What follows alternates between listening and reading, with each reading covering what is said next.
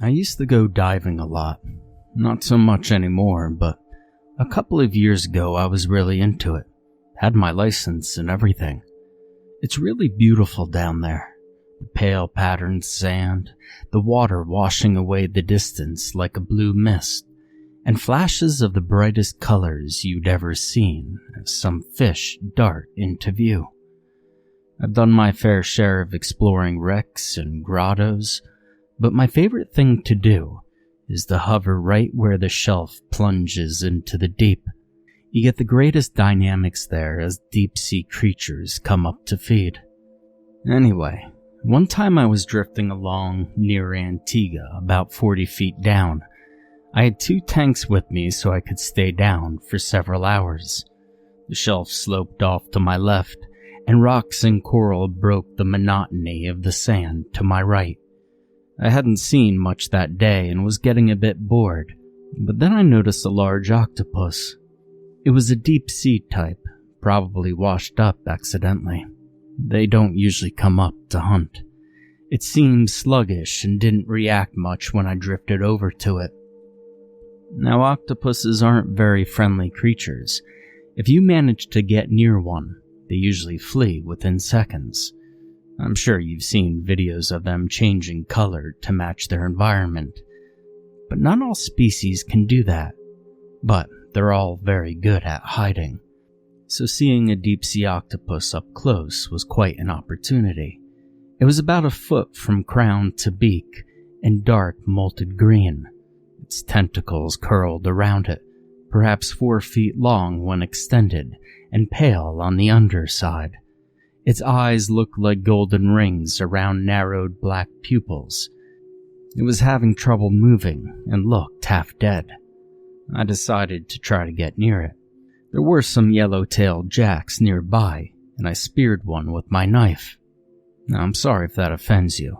I'm not one of those touch-nothing divers. Cautiously, I approached the octopus and offered it my fish, shoving it out ahead of me and letting it drift toward the creature. It was a success. It didn't run, but lazily reached an arm out to capture the morsel. It brought it under its beak and began to devour it. I drifted closer, trying to acclimate it to my presence. Over maybe a half an hour or so, it became more lively and used to me. Apparently, I had bought its tolerance with my offering, and it even began to play a little bit, darting away from me and then back. I had a stick with me that I used to test holes and mud and such, and it occurred to me that maybe I could teach it to play fetch. I brought the stick out and waved it until it seemed like I had its attention, and then threw the stick out sideways. Now, it didn't go very far underwater, of course, but the octopus went after it and grabbed a hold with its tentacles. It didn't seem inclined to return to me, though, so I swam closer. It was waving the stick at me, and then it tossed it out to the side. It was copying me. I retrieved the stick, and then an interesting idea came into my head. Next to us was a large flat rock covered in a half an inch of mud and detritus. Careful not to disturb the layers, I took the stick and slowly drew a crude figure of a man. 2 legs, 2 arms, and a round head coming off a central cylinder. The octopus seemed to be watching with interest. I tossed the stick and it caught it easily. It sat there toying with it, and for a few moments I thought my expectations had been too high. But then it reached out with the stick and began tracing its own mark in the mud. It was even cruder than mine, to be sure, but clearly a drawing. However, the proportions were all wrong. It had fused the head and the body into one ball, and there were too many legs. I was just happy it was copying me. I'd heard octopuses were smart, but this was really something. But then it hit me like a freezing wave. The octopus wasn't copying my drawing. It was drawing itself. The implications for this were huge. If I had had a video camera then, I'd be a famous man today. The only other animal I'm aware of that's capable of imagination and self-awareness to do something like that is the ape, the first cousin to humans. That the ancient octopus, without so much as a spinal column, had the mental capacity for such a feat would surely have turned biology on its head. However, I didn't have a camera, and the scientists I've told my story to greet it with understandable skepticism. I would put all my time into trying to prove it myself, but I just can't bring myself to go diving anymore. Once that realization struck, I got excited. The octopus passed the stick back, and I began drawing other sea creatures and common sights. We kept on for maybe an hour, and the octopus contributed as much as I. It even drew something I took to be a crude figure of a submarine, with a comm tower, propeller screw, and even torpedo holes. And finally the octopus led me to the other side of a rock, a blank canvas. Far down in the corner, it again drew itself, and then me. These figures were very small, maybe an inch or two tall. Then, painstakingly, it went to work on a much larger drawing. Now at first I thought it was a whale, but whales are roughly the size of submarines, so it didn't seem to justify the scale. Furthermore, the proportions were all wrong. This seemed like something more humped and compact, almost as if it were upright rather than aquiline, and it had weird bits sticking out of it that didn't seem like fins. I couldn't place it. An oil platform, maybe. No, the lines were too natural, and an octopus wouldn't know what the top of a platform looks like. When the drawing was done, we both sat and looked at it for a while. I took the stick back from the octopus and circled the drawing of us, and then drew a line to the thing. I'm not sure if the octopus picked up on my confusion, because it just sort of sat there for a while. It didn't try to take the stick back. Then it started swimming away. I followed it at a distance. It seemed to be keeping a pace, leading me on. Then it turned and shot out into the deep area off the shelf. I was a good way through my second tank and wasn't supposed to go any deeper, so I had to let it go. It stopped once to watch me and then darted off, dissolving into the dark blue depths. I looked after it for a few minutes to see if it would return, but there was nothing, and so I started watching the other fish and making my way slowly back to the boat. And then, suddenly, there was a low thrumming sound all around me.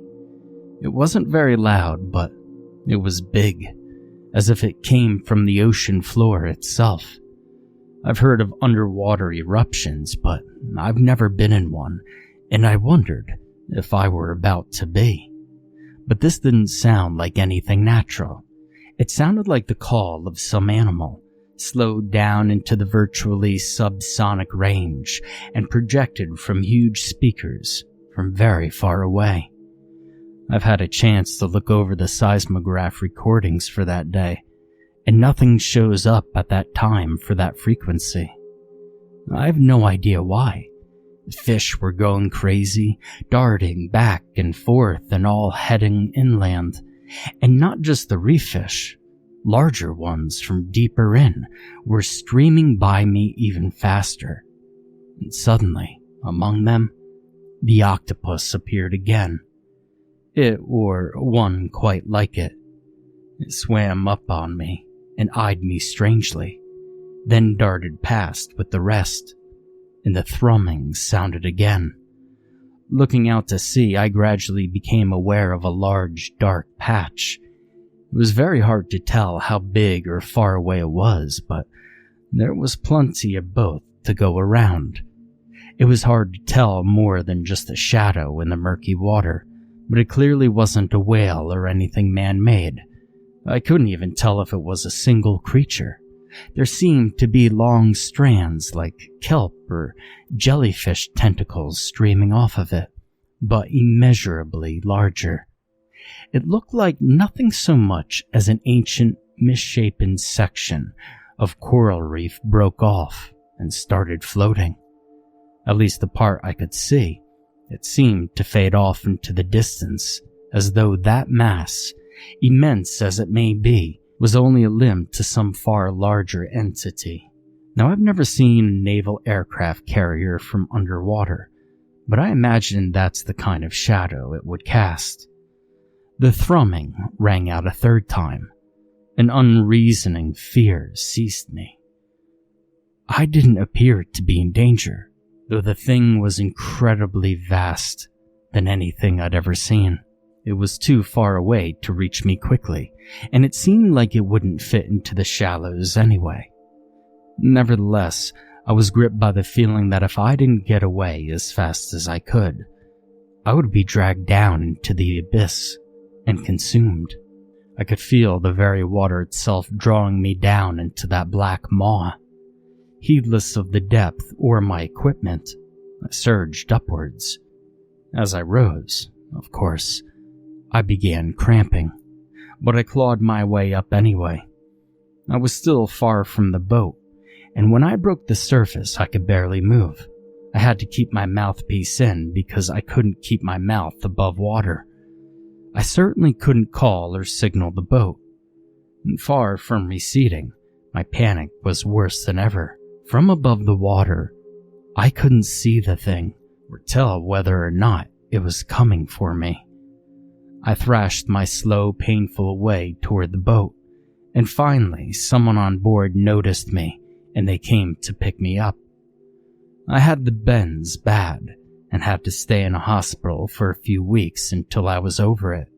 The doctors tell me that I was lucky that I didn't get a stroke or some other permanent damage.